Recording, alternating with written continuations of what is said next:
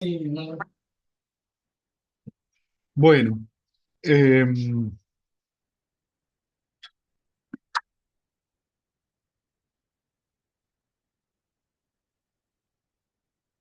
vamos a continuar entonces con un sutta de la Anguttara Nikaya, el libro 5, sutta 167,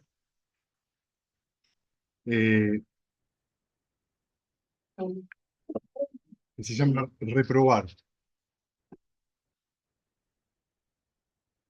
Entonces el venerable Sariputta se dirigió a los bhikkhus así. Ténganme paciencia porque está en inglés. Amigos,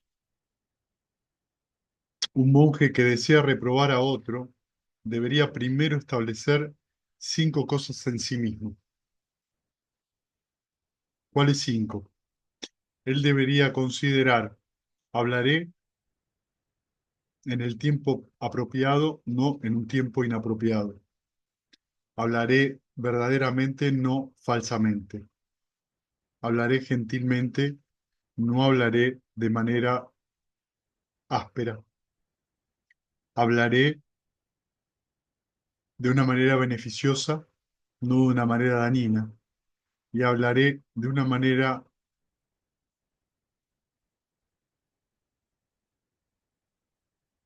con la mente imbuida de amor benevolente, no con la mente imbuida de odio. Un bhikkhu que desea reprobar a otro debería primero entonces establecerse en estas 5 cosas primero. ¿Sí? Las 5 cosas ven que son las mismas que decía el Buda el viernes. Sí. Hablar verdaderamente, hablar, perdón, en el tiempo apropiado, hablar verdaderamente, hablar gentilmente, hablar de una manera beneficiosa y hablar con la mente imbuida de amor benevolente. ¿Sí? Luego dice, aquí amigos, yo veo una persona siendo reprobada en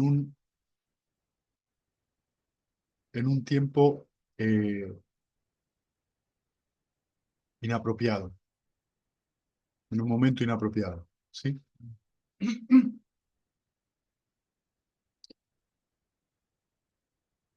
No,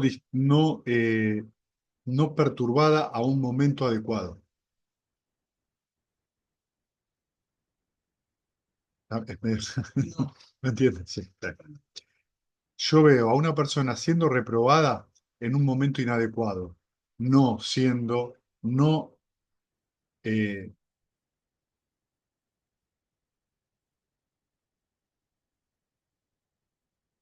no perturbada a un momento adecuado, Bueno, ¿sí? no siendo perturbada en el momento En el indicado. momento indicado. Siendo reprobado cuando algo es falso,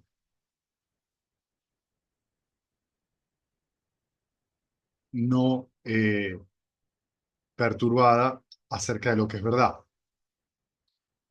siendo reprobada de manera áspera, no perturbada de manera gentil, siendo reprobada de una manera dañina, no perturbada de una manera beneficiosa, siendo reprobada de una manera que uno alberga odio, no siendo perturbada por uno que tiene una mente llena de amor benevolente. ¿Sí? Entonces, fíjense que lo que dice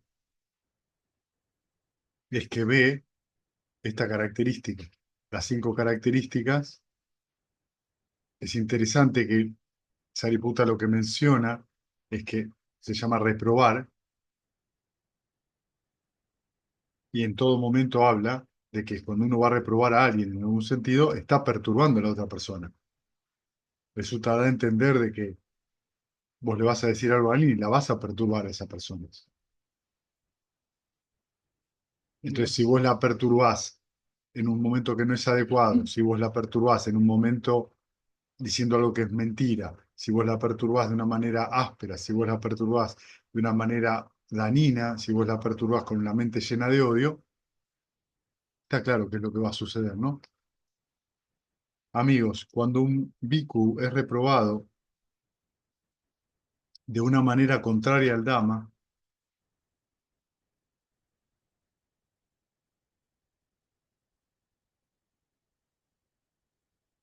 el no remordimiento debería ser inducido en él en 5 maneras. ¿Sí? ¿Entienden esto? Cuando un bhikkhu, cuando una persona es reprobada en una manera contraria al Dhamma, la persona que está siendo reprobada debería inducírsele en él 5 cosas, o sea, se le debería imbuir que no tenga remordimientos, porque fue reprobado de una manera contraria al Dhamma. Voy a dar un ejemplo para ser concreto. Vos estás trabajando, ¿sí? Y alguien te dice dentro de tu trabajo, por ejemplo, dale, dale, quédate con la plata de la caja, dale, dale, no importa, es tuya. Eso es algo, te está reprobando una actitud porque vos no lo querés hacer de una manera contraria al Dhamma. Y a vos se te genera un remordimiento, porque la persona que te lo dice, por ejemplo, es tu jefe. No es el jefe, es un jefe. Te está llamando la atención, te está reprobando por tu actitud honesta, te invita a ser deshonesto y vos tenés remordimiento. Si yo no lo hago, ¿qué va a pasar? Y eso es contrario al Dhamma.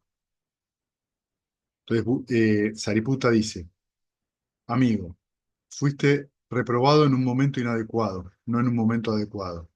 Eso es suficiente para vos para que no tengas remordimiento. Fuiste reprobado falsamente, no verdaderamente. Eso es suficiente para vos para no tener remordimiento. Fuiste reprobado de una manera áspera, no gentilmente, y eso es suficiente para vos para no tener remordimiento.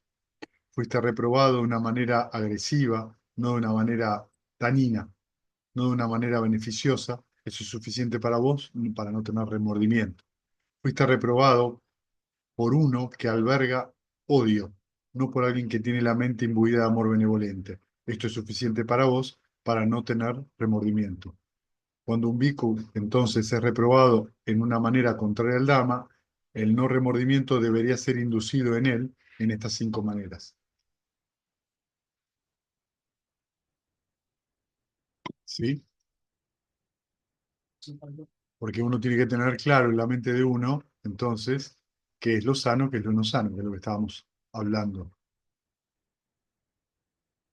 hoy al mediodía en concreto. Amigos, cuando a un bhikkhu,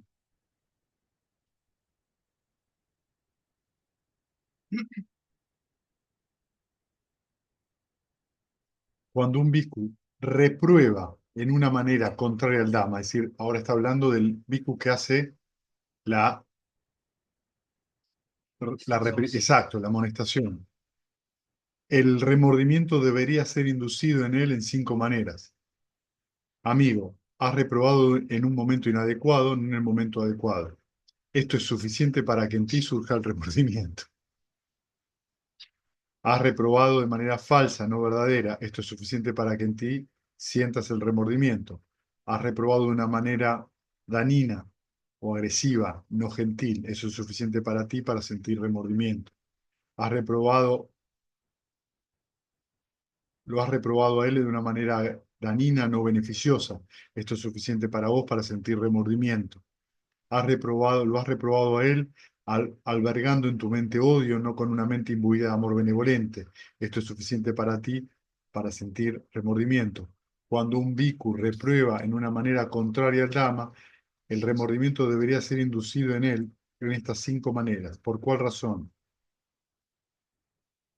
Por la razón de que de esta manera, otro bhikkhu,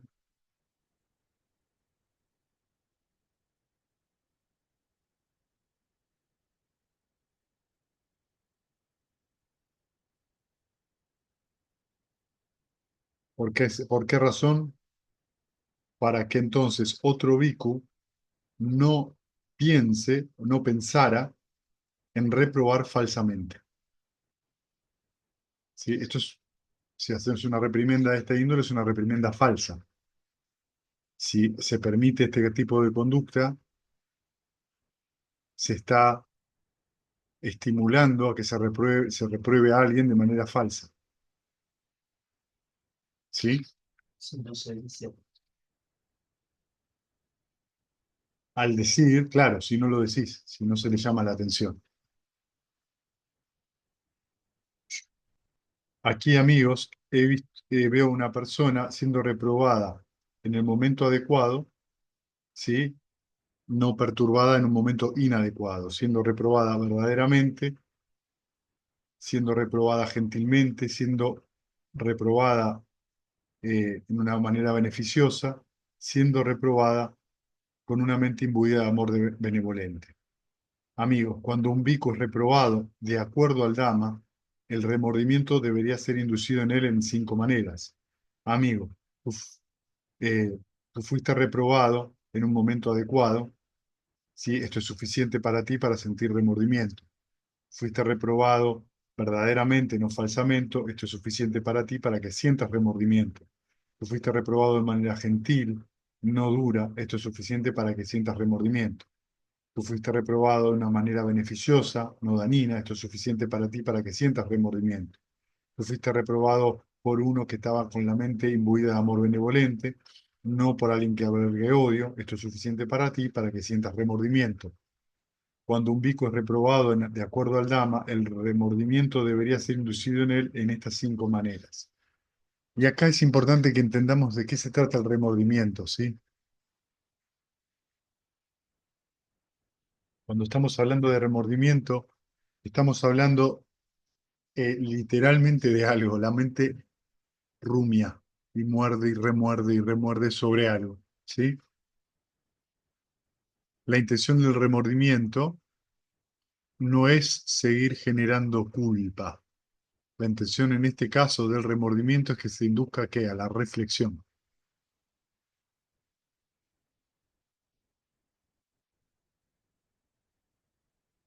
Difícil. Ustedes saben que la palabra reflexión, que viene de reflejo, es justamente eso, es que vos puedas ver tu conducta reflejada.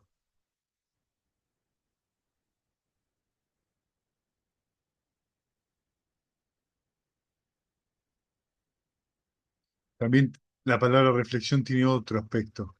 La reflexión es una doble flexión.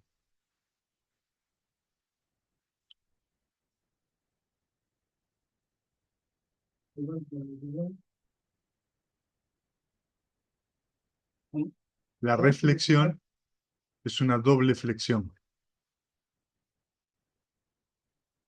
¿No ves? Visto con la debilidad.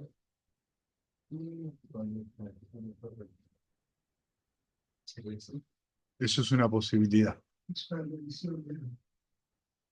revisando una acción. Para revisar una acción, tenés que reflexionar. Tenés que volver a flexionarte. Tenés que reflexibilizarte. La reflexión también es una manera de volver más flexible la mente. Que es esto lo que está diciendo. Si tu mente no es flexible, es difícil que puedas reflexionar. Una mente que está muy apegada a sus propias opiniones no puede reflexionar.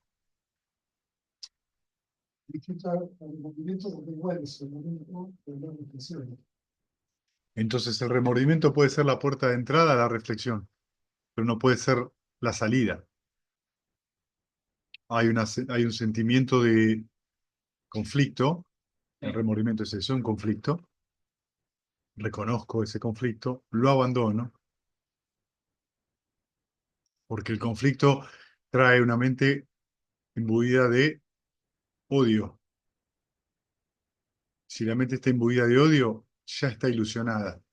Yo soy malo, yo soy bueno, él es malo, etcétera. Él es bueno, no importa. Ya está personificando algo. Pero no estoy reflexionando la acción, estoy juzgando a la persona, sea yo u otro.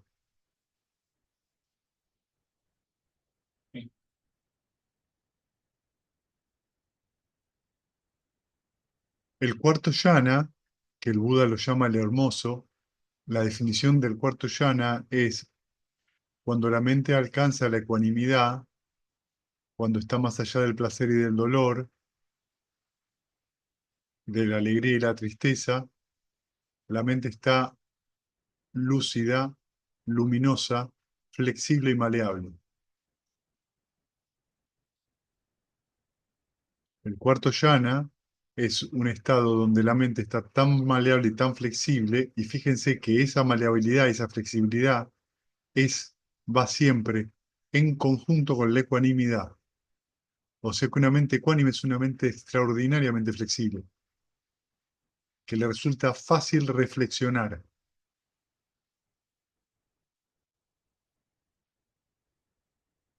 Una forma muy interesante de reflexionar, entonces, es ir hasta el cuarto yana, quedarse ahí media hora, 40 minutos, salir de ahí y reflexionar sobre un asunto.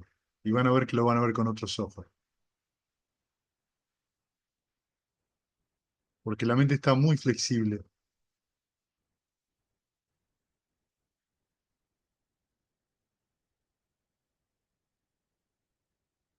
muy maleable.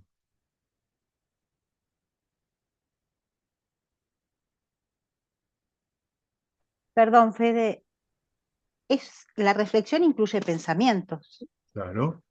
que vienen con eh, historias pasadas y por eso siempre eh, La reflexión, repetimos. Sí. la reflexión implica que vos observás las condiciones, Ahí está, eso. no que Ahí te me. pones a pensar, sino que per- observás las condiciones. Para observar las condiciones con ecuanimidad, no podés irte con los pensamientos. Observás las condiciones. Observás un pensamiento que surge de un evento y observás las condiciones. Cómo surge ese pensamiento. Como la mente está flexible, la reflexión sobre ese acto es completamente diferente. Con la mente con remordimiento no es posible reflexionar, pero sí puede ser un punto de inflexión para que luego venga la reflexión y venga el arrepentimiento. El arrepentimiento termina siendo que uno se rinde y rinde su propia opinión al respecto. Y cuando les digo esto, que uno rinde su propia opinión, van a darse cuenta de que no es algo tan sencillo de hacer, muy especialmente en el calor de la conflagración.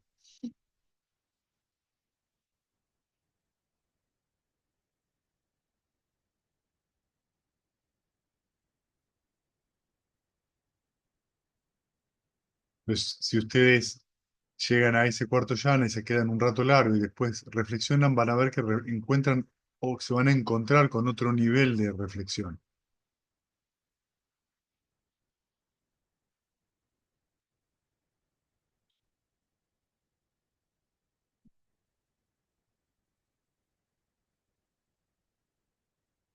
Amigos, cuando un bhikkhu reprueba de acuerdo con el Dhamma, ningún remordimiento debería ser inducido en él en 5 sentidos. Amigo, tú reprobaste, lo reprobaste a él en el tiempo correcto, lo reprobaste a él de manera verdadera. Esto es suficiente, o sea, todos estos aspectos son suficientes para que el remordimiento no surja. Lo reprobaste a él de manera gentil, lo reprobaste a él de una manera beneficiosa, lo reprobaste a él con una mente imbuida de amor benevolente. Cuando un bhikkhu reprueba de acuerdo al Dhamma, el no remordimiento debería ser inducido en él en estas 5 razones. ¿Por cuál? En estos 5 caminos, 5 maneras. ¿Por qué razón? Para que otro bhikkhu pueda pensar que reprobar de una manera que sea verdadera, ¿sí? Es decir, que esa es una verdadera manera de reprobar a alguien. La anterior era falsa.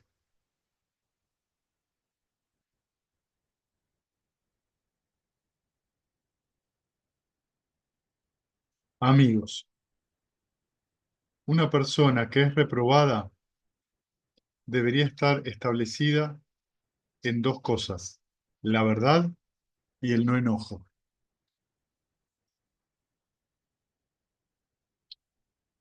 si otros me deben reprobar, sea o no en el momento correcto, sea verdadero o falso, sea gentil o áspero, sea beneficio o no beneficioso, sea con una mente imbuida de amor benevolente o albergando odio, yo debería estar establecido en estas dos cosas, en la verdad y en el no enojo.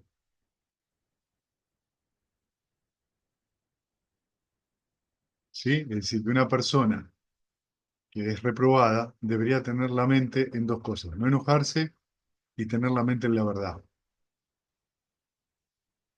Si la persona está ahí, en no enojarse en la verdad, lo que le puedan decir no va a generar remordimiento. Si yo sé, hay esta cualidad en mí, y yo le digo a él, esto existe, esta cualidad es encontrada en mí. Si yo sé, no existe esta cualidad en mí, y yo le digo, esto no existe, esta cualidad no es encontrada en mí, ¿sí? Lo que está queriendo decir acá es, como siempre es muy claro, ¿esto está en mí o no?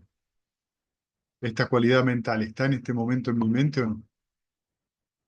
Por eso se pide el examen de conciencia, observar dónde está tu mente, cómo es tu estado mental ahora, ¿está o no está eso en tu mente? Esas dos cosas, y la verdad, Cualquier estado. El bienaventurado dijo, Sariputta, inclusive cuando tú estás hablando, cuando estás hablándoles a ellos en esa manera, algún hombre tonto aquí no acepta respetuosamente lo que dijiste. Hay, Bante, personas que les falta fe, que han dado el paso adelante desde lo laico hacia la vida sin hogar.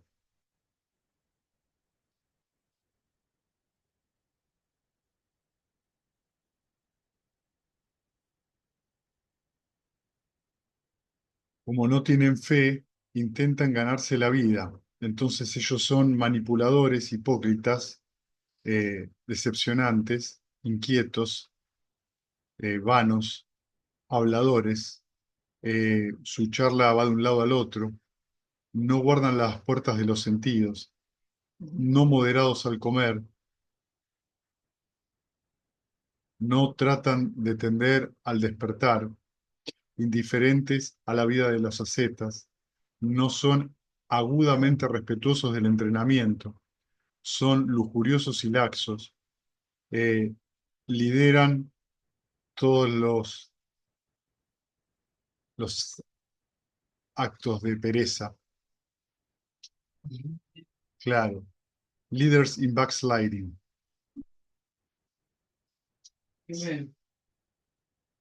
Eh, Descartan el deber de la soledad, perezosos, faltos de energía, con la mente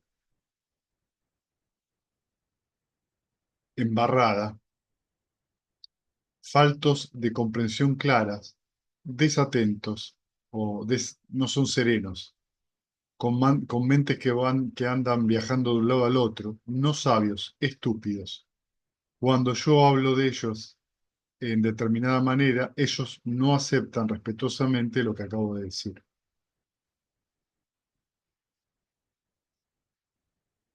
¿Sí? Entonces lo que está diciendo son personas que se entregan al monacato,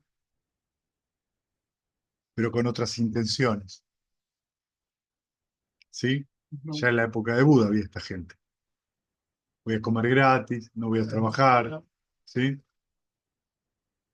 Pero Bante, hay hombres del clan que han dado el paso hacia adelante de la vida del hogar a la vida sin hogar eh, con fe, que no son hipócritas, no son engañosos, no son inquietos, vanos, habladores, no divagan en su hablar, que guardan la puerta de los sentidos, que son moderados en el comer, tienden al despertar, tienden a la vida ascética, son agudamente respetuosos en el entrenamiento, que no son lujuriosos ni laxos, eh, que descartan la pereza y toman el liderazgo en la soledad. Son enérgicos, resolutos, atentos, que entienden claramente, con una mente serena, eh, bueno, y sabios, inteligentes. Cuando les hablo a ellos en esta manera, ellos respetuosamente aceptan lo que digo. Sariputta, dejemos en paz a aquellas personas que no tienen fe y que sean, nada, como describió antes, y que son personas desatentas, perezosas, etcétera, ¿no? Pero Sariputta, nosotros deberíamos hablar a aquellas personas, a aquellos hombres del clan que son atentos, son respetuosos, ¿sí? Hay que exhortar a los compañeros monjes, Sariputta, instruir a los compañeros monjes, Sariputta, pensando,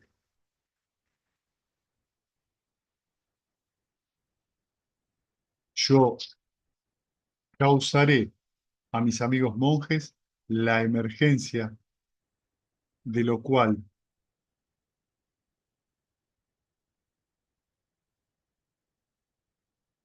la emergencia de lo cual es contrario al buen dama y estableceré lo que es el buen dama. Así, Sariputta, deberías entrenarte a ti mismo. ¿Sí? Bueno, muy bien. Sí, Estar atento cuando surge lo malo. exacto. ¿Sí? Estar atento cuando surge lo que es insano y entrenar, exhortar al monje, a las personas, para que se establezcan en el buen dama. Bien, quería leer esto porque esto también tenía que hablar, tiene que ver con el recto modo de habla, la recta palabra. En este caso está colocado acá y parece tomado de un ejemplo muy específico de la sanga de monjes. eh, y tenemos un montón de hombres y mujeres viviendo juntos, y entonces este tipo de cosas ocurrían a veces diariamente, que algún monje cometía alguna ofensa, ¿sí? Y un monje senior le llama la atención, y por ahí ese monje más joven se molestaba. Entonces ocurrían estos tipos de, a veces, de desavenencias, de pequeños problemas que si eso crecía, el ambiente para poder meditar es muy difícil. El laico no tiene monjes alrededor, pero el laico tiene a su familia, ¿sí? Tiene a sus compañeros de trabajo, también tiene un grupo de gente con el cual convive diariamente, ¿sí? Y muchas veces, debido a la confianza que se dan en ese tipo de relaciones, uno dice una cosa y debido a ese mal entendimiento de la confianza, se producen todo tipo de malos entendidos. Lo que hace que cuando uno vaya a decirle algo a alguien, especialmente si uno va a reprobar la conducta de alguien de alguna manera, tiene que ser extremadamente cuidadoso. Tiene que aprender a observar si es especialmente el momento correcto. ¿Es el momento correcto de decirle a esta persona que no lo haga más? ¿Eso que le hace mal? ¿O no es el momento? ¿La persona está lista para escuchar? ¿Yo se lo quiero decir con mi mente imbuida de amor benevolente o tengo miedo que le pase algo y se lo digo con la mente imbuida de miedo?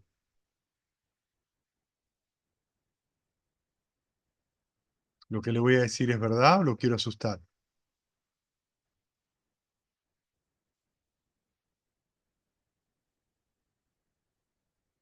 A lo que nos importa de todo esto es qué cosas tiene que tener la mente antes de poder uno abrir la bocota.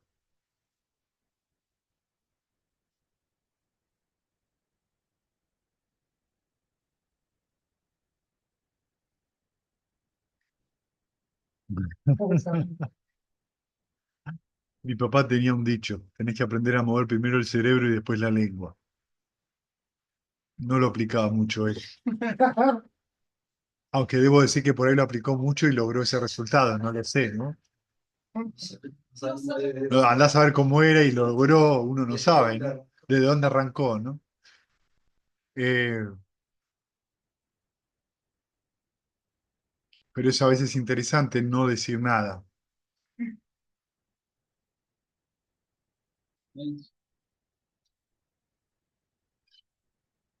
Bien, y ahora les voy a leer otro. Este es un sutta muy cortito,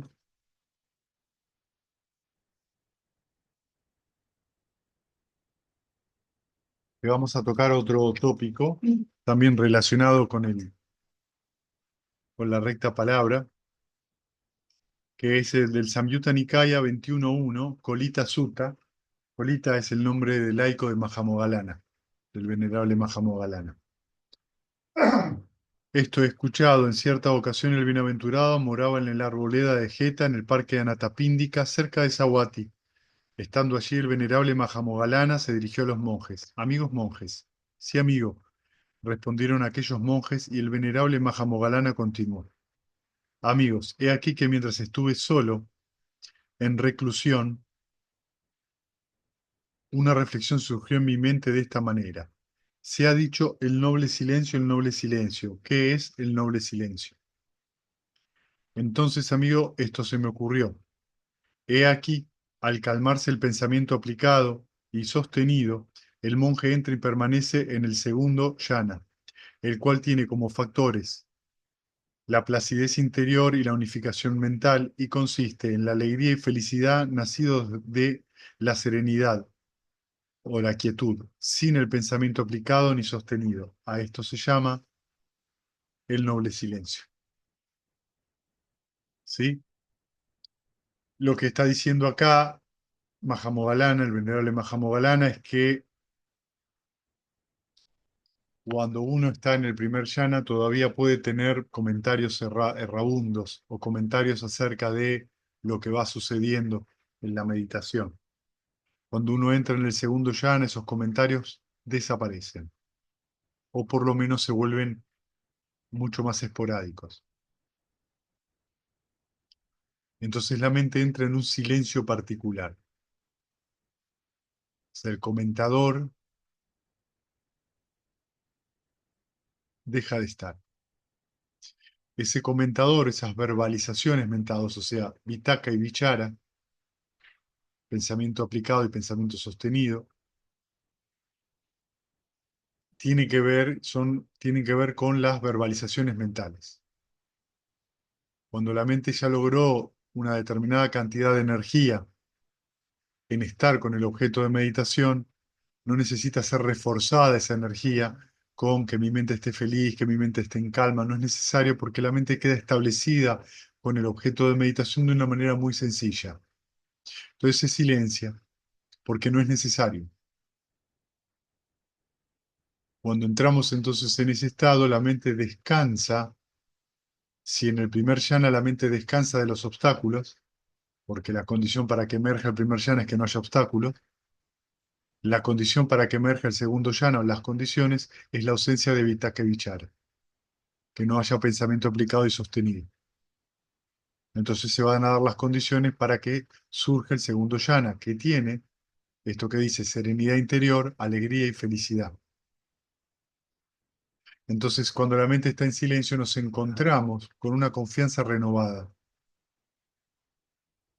porque se siente al estar en silencio que el placer de habitar en ese estado mental es muy placentero, es un gran placer, que no viene de ninguna cosa exterior.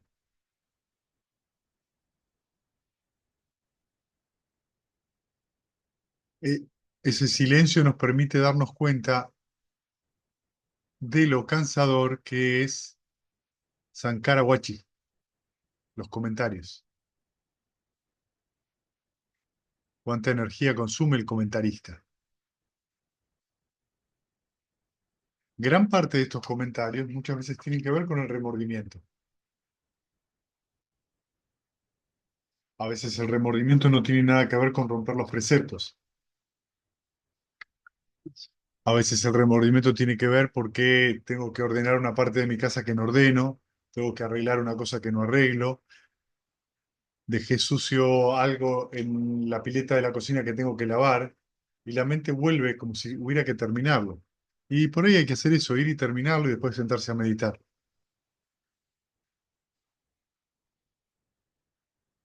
Lo que hace que en realidad la mente tiene que tener, llamémosle, cierto orden, necesita cierto orden, cierta ecología.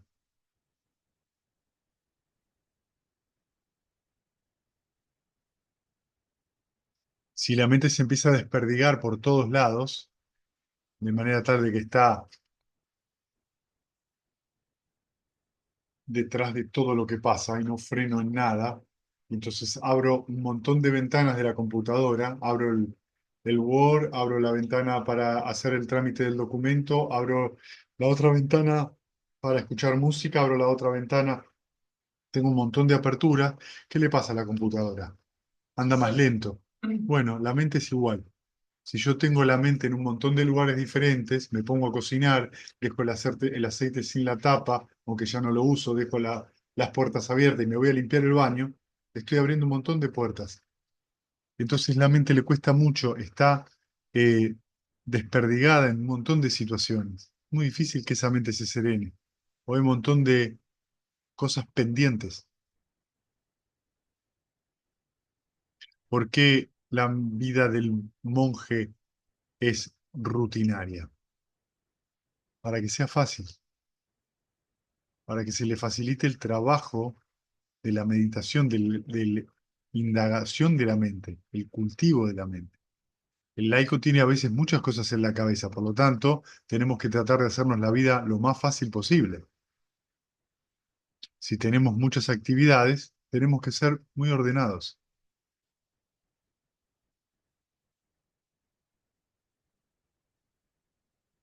Para que sea más fácil a la mente poder abandonar las cosas, porque una de las cosas que le pasa a la mente es que se pega. Tiene tanta avidez, tanto pegamento que se pega a todo. Entonces terminamos teniendo las manos llenas de miel y agarramos algo y se nos pega, se nos pega una hoja, agarramos la virome, tenemos todo pegoteado. Y la mente actúa igual. Entonces no aprendemos a dejar ir, a abandonar y a terminar algo. Listo, terminé esto. Ahora vendrá eso otro. ¿Es el momento hoy de hacerlo o mañana?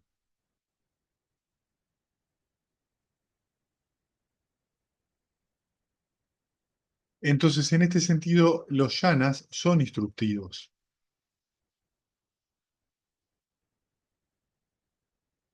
porque nos muestran que una mente abocada a algo, orbitando alrededor de algo sin presión, se serena sola.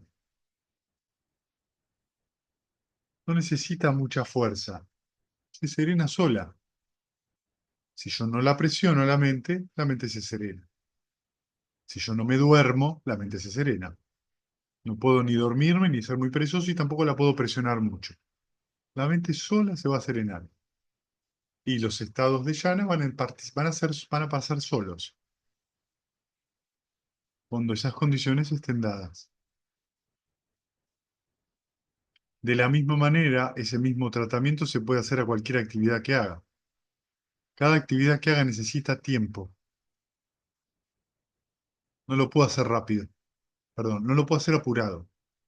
Puedo hacerlo rápido, pero no apurado.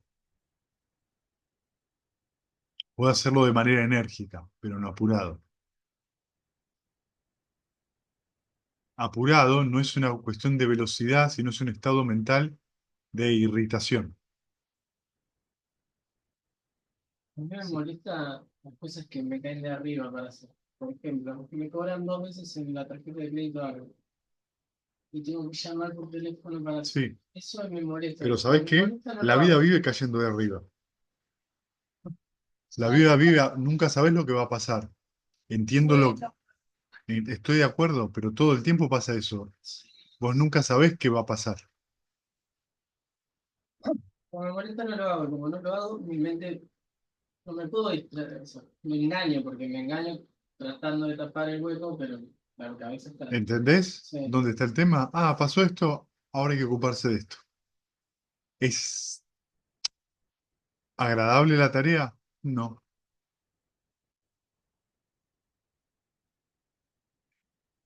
Cualquier trámite en un banco, en un organismo gubernamental para sacar un documento, un pasaporte, una ciudadanía, eh, el carnet de conducir, cualquiera de este tipo de cosas que hay que hacer, reclamos a AISA, sí, claro, para ver todo este tipo, es un montón de trabajo, un montón de tiempo. El asunto es que, ¿qué es lo que perdemos de vista? calma mental, ¿no?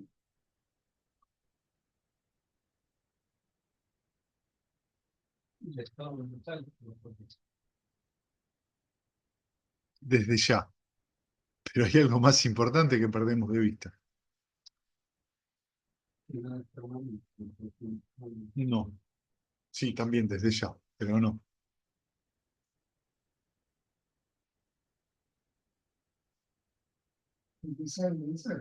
¿Cómo? Sí, no te puedo decir que no, pero no. Que hay que resolverlo para que haya tiempo, para que no esté la mente Sí, no te puedo decir que no, pero eso no es. ¿Qué se pierde de vista? en la tensión.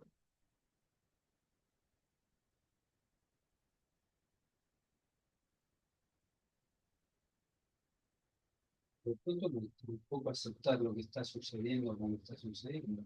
Nosotros, uno no está ahí. Uno está enojado por estar ahí, si lo querés, porque te está pasando algo. Quisiera estar en otro lado. Entonces no estás aceptando lo que ¿Cómo se llama eso? La querés, quiero otra cosa. presente, la sensación presente.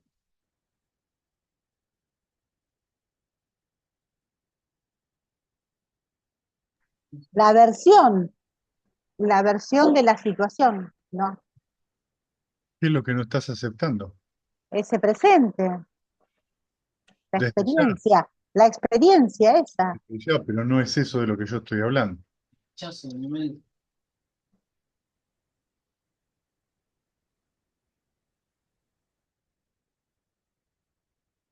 La pregunta es qué es lo que vemos.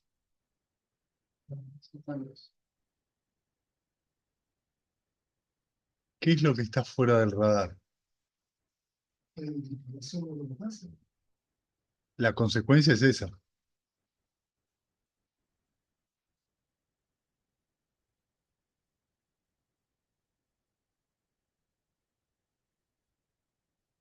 Mi opinión de cómo deberían ser las cosas. Porque no debería ser así, porque no es esto. No,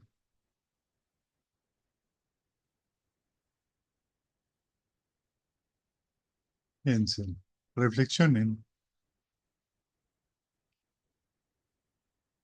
¿Qué es lo que sucede cuando ocurre un evento de esta índole? Cualquier evento de la vida, porque todos los eventos de la vida están fuera de nuestro control, y ocurre cualquier situación que obviamente nunca fue planificada de esa manera, y surge un estado mental malsano. En realidad, ¿qué es lo que yo no estoy teniendo en el radar? ¿Qué es lo que en realidad me olvidé? Lo que pasa. Sí, sí, no te puedo decir que no, pero eso no es. Digamos, la intención no, porque la intención no es la de hacer el trámite, digamos. La intención hay que hacerlo porque hay que hacerlo. Y hay una intención previa, porque el trámite hay que hacerlo. Se llama eso. Expectativa. ¿Cómo se llama esa intención de hacerlo? La acción, la intención, O sea, el karma, qué sé yo, a ver, espera, no hables. sí, Claro, está bien lo que estás diciendo. sí. ¿Cómo se llama eso? Pensamiento. No, porque es previo, es una intención de una... La decisión. Ah, claro. Yo tomé una decisión. Voy a hacer esto. Esto salió de esta manera y me enojo. Pero ¿quién decidió ahí? No, pero lo de la tarjeta de crédito, me cae ¿Quién de decidió tener una tarjeta de crédito? Claro, es que confundimos intención con decisión, porque, ¿Quién decidió tener hacer claro, un trámite en el banco? ¿Quién decidió? Vos decidiste tener una tarjeta de crédito. ¿No puede pasar eso? ¿Que la tarjeta de crédito haga algo malo? todos los meses. No. Sí, bueno, sí. ¿Entendés? Sí. El asunto es que uno toma una decisión y un empleado o un sistema se equivoca. O cuando me cayó la multa y la cometió otro tipo con mi auto. Sí,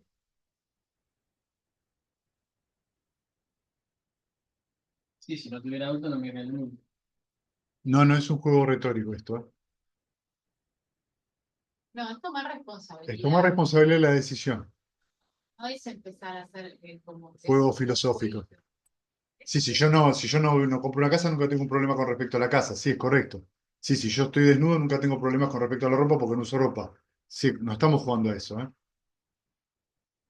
Vos vivís en el mundo Sí. y tenés decisiones mundanas que tomar. Y vos tomás esas decisiones mundanas, a veces sin reflexionarlas. Tengo la tarjeta de crédito porque me queda cómodo para un montón de cosas. ¿Vos mencionás las ventajas de tener la tarjeta de crédito? Pero no. No, solo me mencionás el lado oscuro de la tarjeta de crédito. Sí. Pero la ventaja no me la mencionás. Entonces tenemos que entender esto. Esta cosa que te llueve del cielo, no te llueve del cielo. Si vos tenés una tarjeta de crédito, vas a tener ciertas ventajas y ciertas desventajas.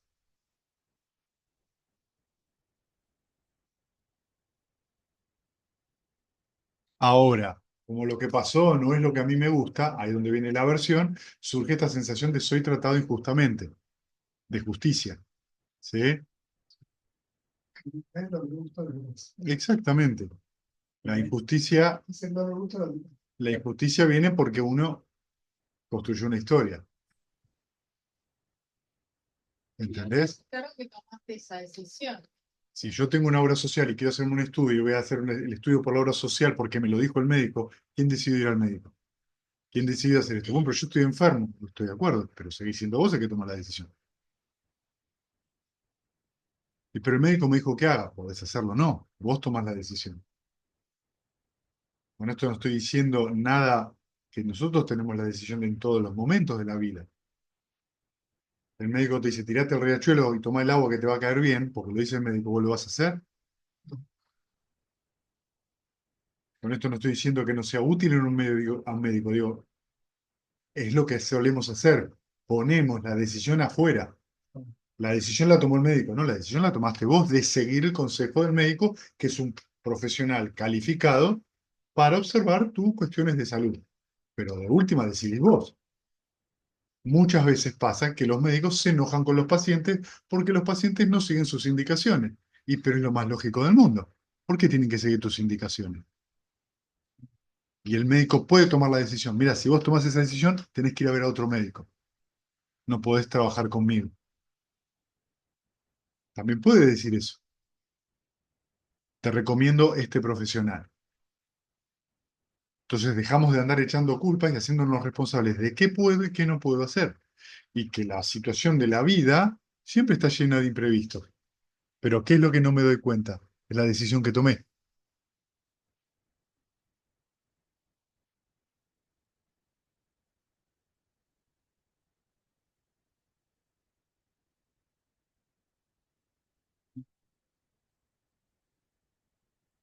Eso no la veíamos porque nunca. Porque uno no reflexiona sobre la decisión ni el estado mental que tenía cuando decidió tener una tarjeta de crédito. Cuando uno decidió tener una tarjeta de crédito, voy a poder. Y había avidez, había deseo de poder, ta. Puedo bicicletear los gastos.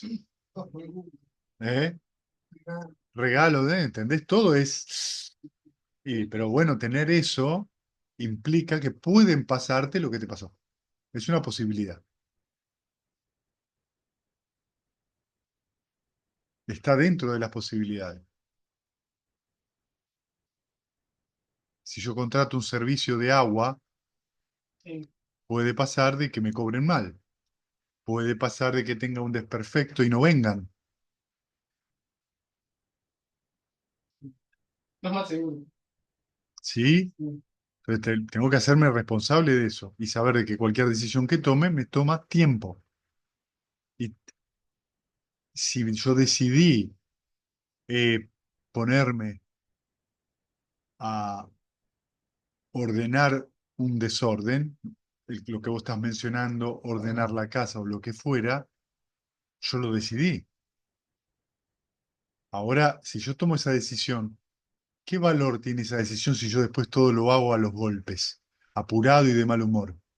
¿En qué estado tengo la mente? ¿Y eso que estoy haciendo, cómo lo estoy haciendo?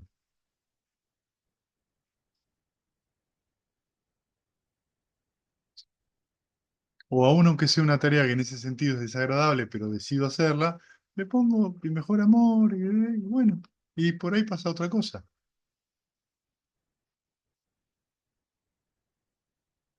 Aunque uno reconozca que no es agradable, ¿eh? Pero en el momento de hacerlo, bueno, me doy el tiempo, me doy el espacio y hago que esa tarea justamente sea agradable de hacer. No trato de hacerlo lo más rápido posible para sacármelo de encima, porque una vez que me la saque de encima, me voy a sacar de encima el mal humor. No, la verdad es que no. Acabas de cultivar el mal humor durante todos los instantes mentales que estuviste tratando de resolverlo rápido. Que a veces no te gusta lo que hay que hacer, pero sí te gustan las consecuencias. O sea, por ejemplo, no te gusta tu trabajo, pero sí te gusta el sueldo que tenés a fin de mes y las cosas que haces con eso. No te gusta limpiar el inodoro, pero sí te gusta tenerlo limpio. Digo, cosas de la casa, 2000 cosas son así. Hay un montón de cosas que no son definitivamente agradables de hacer, pero te gustan las consecuencias. Sí. Te gusta tener la cocina limpia. Por ahí no te gusta limpiar. Sí, eso me pasa. Pero bueno, entonces, ¿Entendés? si vos Sí. te haces cargo de que vos querés tener el inodoro limpio, tenés que hacerte cargo de limpiarlo. No hay otra forma. Esa es tu decisión. No se puede eximir. ¿Ves qué es lo que está de fondo? Pereza. Es nada más que pereza. Ahora, cuando viene, no, porque yo debería, pereza. No, no, no, es pereza. Sí, no, es más elaborado, es pereza. Procrastina, pereza. No dejen de ponerle nombres a la pereza. Es quiero lo bueno, no quiero lo malo. Nada más que eso. No andemos haciendo psicología. Pereza. Tengo la mente obstruida por la pereza. Tengo que dejar ir eso, llevar la mente a un estado de amor benevolente y hacer. ¿Nos gusta? No importa si te gusta o no. No es importante eso. No es tan importante para abandonar el sufrimiento que te guste o no te guste. Esto es lo que ustedes tienen que entender. Si el entrenamiento que ofrece el camino del Buda es el camino que lleva al abandono del sufrimiento, que te guste o no, no es el asunto. Es justamente liberarte de me gusta o no. Abandoná ese me gusta, no me gusta, yo soy eso. Déjalo ir y hacelo igual. ¿Qué sucede cuando vos haces las cosas más allá del me gusta, más allá del no me gusta, más allá de yo soy eso? ¿Qué Muy pasa? bien. ¿Cómo está la mente? Cuando no espera ganar, cuando no teme perder y cuando no se identifica con yo haciendo, lo mío haciendo, el yo mismo haciendo. ¿Qué pasa cuando no hay nada? Solamente lo hago. ¿Cómo se siente esa acción? Liviana, sin esfuerzo.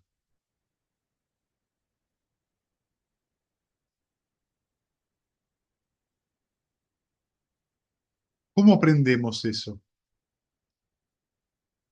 Los yanas son un camino importante.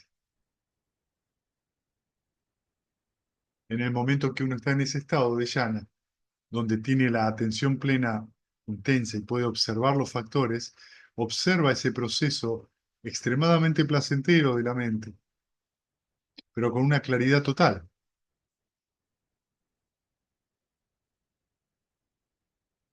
Ah, ocurre esto. y de repente surge un obstáculo.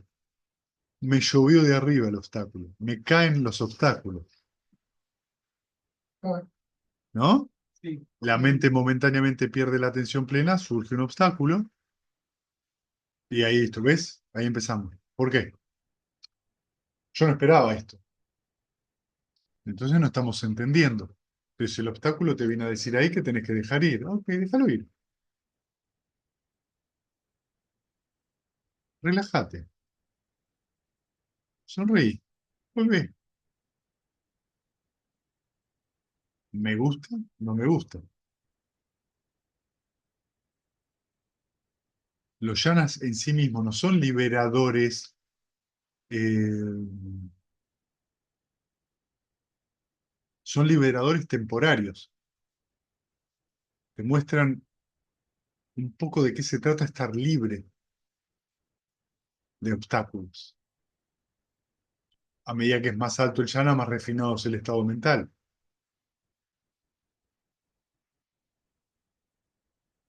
Te van enseñando por propia experiencia qué es la libertad. Pues es eso. Preguntale a cualquier persona qué es la libertad, es hacer lo que yo quiero.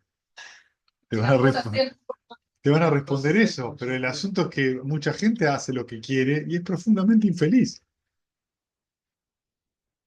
Porque vos podés hacer lo que querés en muchas cuestiones materiales si disponés de los materiales, de los recursos materiales. Pero ¿por qué sos infeliz?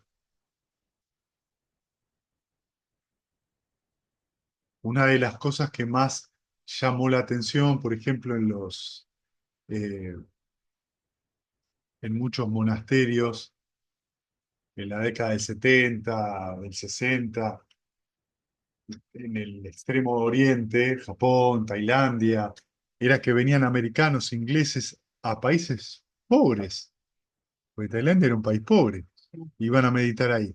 Entonces, el occidente rico, occidente, cuando hablamos de occidente, estamos hablando de Europa y Estados Unidos y Australia, ¿sí? Digamos, América Latina no, es occidente, pero no estamos dentro de eso, con un bienestar de vida, un estándar de vida altísimo, y van a un lugar pobre en el medio de la jungla. ¿Por qué? Porque todos los seres humanos sufren, los ricos y los pobres.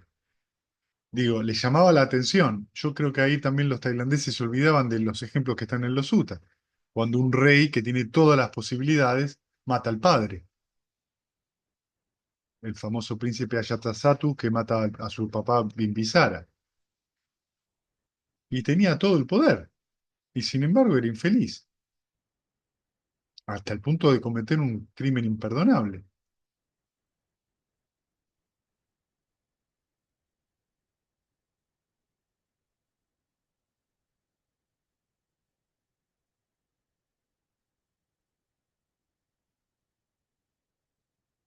Entonces, los yanas son un aspecto en ese sentido muy pedagógico para que vos te vayas dando cuenta de qué se trata estar mejor. ¿Cómo se siente esa libertad de algo? Porque la libertad en realidad es un término negativo, no positivo. Vos estás libre de algo. ¿Implica qué cosa? Una ausencia. La libertad es una ausencia, no una presencia. No conseguiste nada, te liberaste de algo. Algo dejó de estar. Por eso te sentís libre. Yo estoy libre de la cárcel. Ah, estoy libre del dolor de estómago. Ah, me liberé de una deuda. Era algo que tenía que ahora no tengo. Entonces la libertad es un término negativo. Pero fíjate que cuando nosotros estamos hablando de libertad, de hacer lo que queremos, no es un término negativo, es un término posesivo. Quiero tener más para ser libre. No, más tenés, en un lugar menos libre vas a ser, porque vas a tener más cosas de las cuales ocuparte. Por supuesto que con el bienestar y los grandes recursos materiales vienen otro tipo de cosas que también pueden ser muy placenteras. Pero eso es una cosa, el camino a la erradicación del sufrimiento es otra. Es para adentro. Y ahí es donde yo tengo que empezar a entender. A ver, ¿de qué me tengo que liberar? ¿Qué es lo que está en la mente? ¿Qué es reconozco y abandono? Reconozco. ¿Qué es abandonar? Liberarse. Dejar de pensar en eso. Me libero del hecho de tener que pensar sobre eso. ¿Qué es relajarse? Liberarse ¿de qué? De esa energía que está detrás que me empuja a que surja ese apego, a pensar sobre eso. El relajo es justamente abandonar, terminar de abrir y soltar esa avidez que hace que surja el obstáculo. Me libero de la avidez relajándome, tranquilizándome.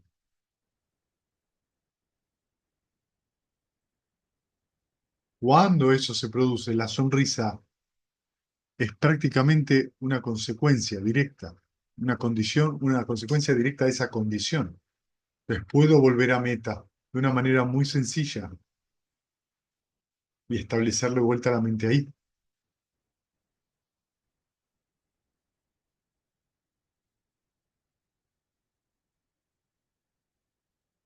Entonces me cae algo y siento que me quitaron mi libertad. Esa es una forma de verlo. La otra es, ahora tenés que ocupar tu tiempo en esto. ¿Con qué calidad vas a hacer eso? En otras palabras, ¿con qué estado mental vas a ocupar tu tiempo?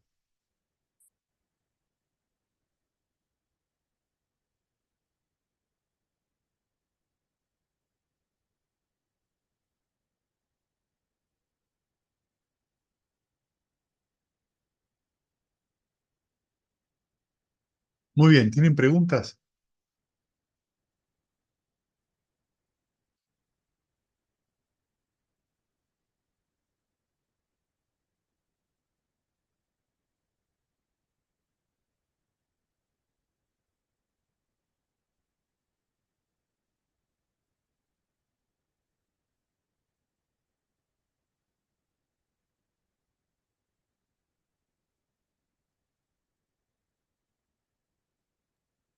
En relación a la decisión, la intuición también está, a veces, digamos, uno toma una decisión, se hace responsable de esa decisión, pero digamos, a través de las prácticas que hacemos, podemos ir reconociendo también en el cuerpo, cuando uno toma una decisión, digamos, ese malestar o bienestar, y la decisión más allá del fruto sería la correcta, también está en lo que intuyo. ¿Se entiende lo que pregunto? La intuición puede ser una base para tomar una buena decisión. Eso, está bien. Bien.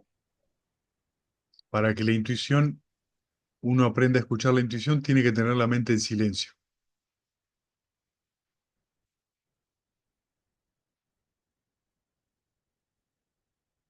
Tiene que acostumbrarse la mente a morar en el silencio.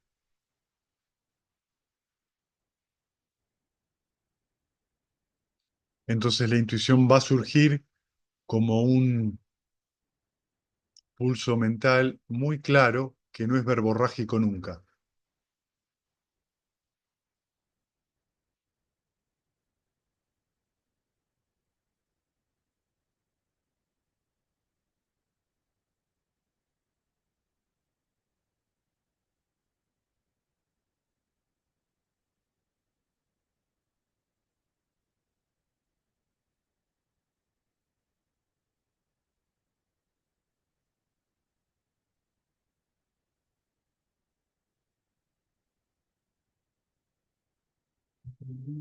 Algo en el Sutta decía que también está mal no hablar cuando lo que pasa es que iba a decir corresponde, pero tendría que poner unas comillas. No, está bien, está hablando el sutra de lo que corresponde, ¿viste? Tomando esos 5 factores como lo que corresponde.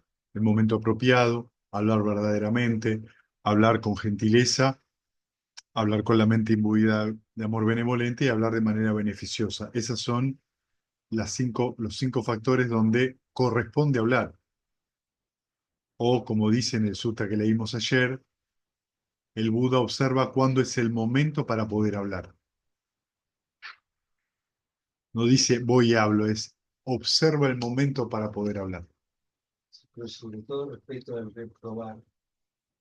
Hay veces que por ahí, cuando estoy pensando en una situación que no necesariamente me corresponde, Claro, reprobar. claro, lo que pasa es que ahí es donde entran muchas condiciones que cada uno tiene que observar por sí mismo, ¿viste? Eh, si uno tiene muy desarrollado el criticón interior, probablemente, claro, parlotee, hable mucho y le ande diciendo a los demás lo que tienen o no tienen que hacer, creyendo que es muy importante que yo dé mi opinión. Y en realidad no es tan importante que uno dé la opinión, especialmente si esa opinión no resuelve nada en concreto.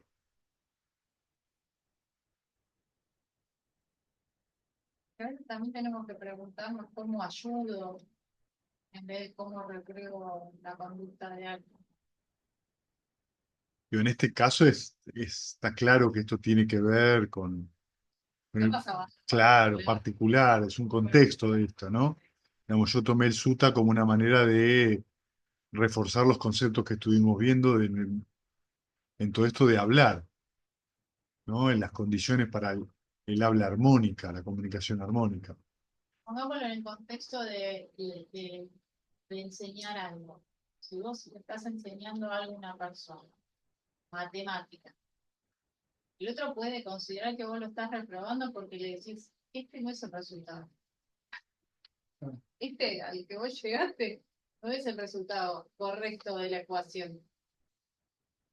¿Ves? Simplemente siente que vos lo estás reprobando o no sé qué, cuando simplemente estás diciendo, bueno, ¿sí? El tema también creo que ahí es, si lo decís con amor, si lo decís para tratar de ayudar a la persona a que entienda más la ecuación, si lo decís, seguir.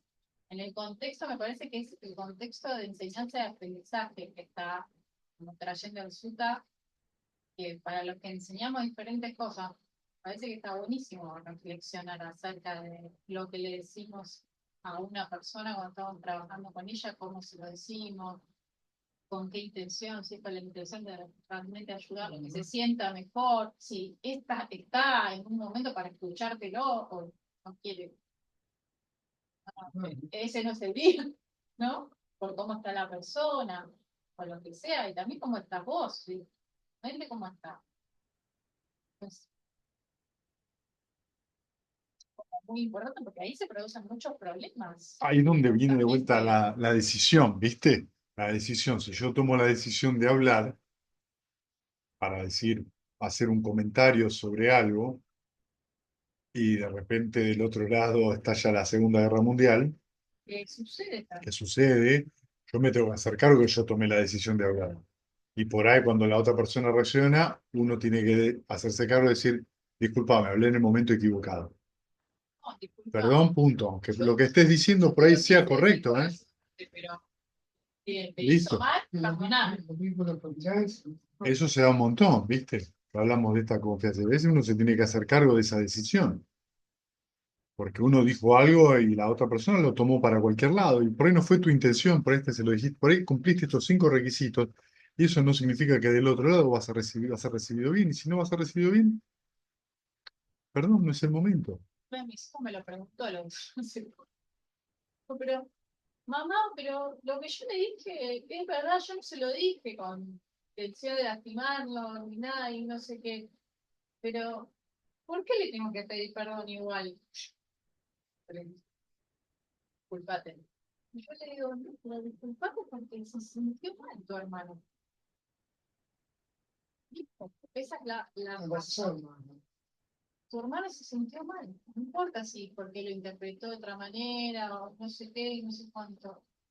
¿Qué es lo que está de fondo? Lo que en este caso el niño no se está dando cuenta, que también le pasa al adulto, es que en ese momento que se pregunta por qué, él se está sintiendo mal. Cuando fue, le pidió perdón porque lo hizo. Yo le repregunté, ¿cómo te sentís ahora? Ahora me siento mejor. Listo, ¿Viste? Porque había que pedir. nada más que eso. Sentís mejor. Ese ejercicio hace que vos empieces a darle a la opinión que uno tiene sobre un asunto ese valor totalmente relativo. Entonces, mi opinión, mi pensamiento con respecto a un asunto es totalmente relativo, no es la verdad.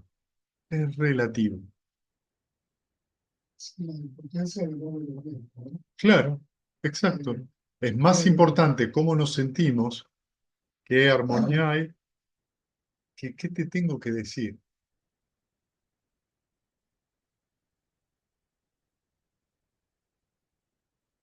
Muchas veces cuando pasa con alumnos y alumnas, te cuentan situaciones de conflicto con la pareja, porque él me dijo esto, ella me dijo lo otro, no sé qué, y no sé cuánto, y no puede ser, y tiquití. Yo escucho, y cuando termino de hablar le digo siempre, ¿qué te olvidaste? No sé, pensá, ¿qué te olvidaste? No sé, Carlos, todo lo que me contaste, te olvidaste completamente,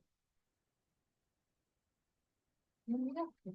Cuando entras en ese conflicto te olvidas que el amor tiene momento. Si te acordás en el momento, dices, no, pará. Y también se usaba para la tarjeta de crédito. Por lo tanto, los que se entiende, Sí, claro. Sí, Funciona para todos, porque vos te sentís mejor, no importa que te diga la persona del otro lado, mira, ahora no te puedo ayudar, puede decir eso, pero vos decís, bueno, está bien, llamo mañana. y conmigo, porque, bueno, esto me lo voy a tomar con amor benevolente porque está dentro de las condiciones, porque no me cayó de arriba, porque puede suceder. Entonces me doy ese tiempo, me doy esa energía y me pongo a hacerlo. Y aceptamos que estamos en el samsara de los imprevistos. A la orden del día. Es así. Pretendemos otra cosa, ese es el problema más grande que tenemos.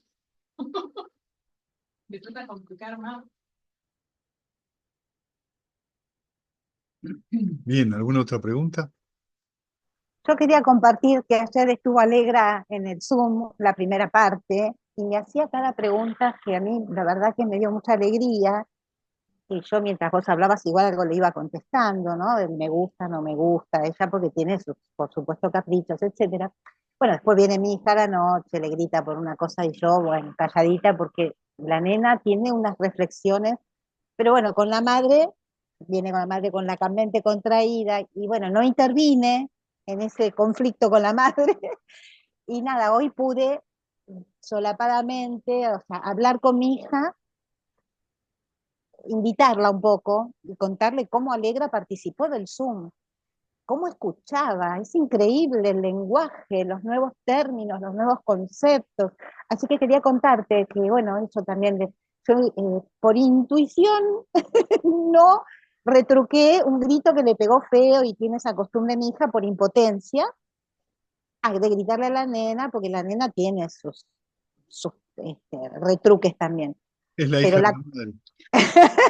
Pero bueno, nada, quería contarte que estoy muy contenta porque ella quiso, no, por supuesto no la obligué ni nada, y cómo preguntaba que era sanga, o sea, todo lo que escuchaba atentamente, sabe, conoce a Maru, o sea, cómo también esto se amplía, llega a nuestros hogares de una manera o de otra.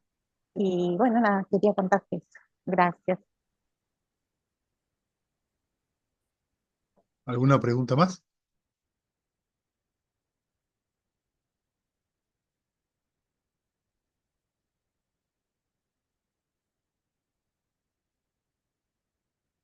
Bueno, compartamos mérito. Que los que sufren sean libres de sufrimiento y los aterrorizados intrépidos sean. Que los afligidos se despojen de todo dolor y que todos los seres se encuentren alivio. Que todos los seres compartan este mérito que así hemos adquirido para el logro de todo tipo de felicidad. Que los seres que habitan el espacio y la tierra, devas y nagas de gran poder, compartan este mérito nuestro y que por mucho tiempo protejan la dispensación del Buda. Sadhu, sadhu, sadhu. Gracias.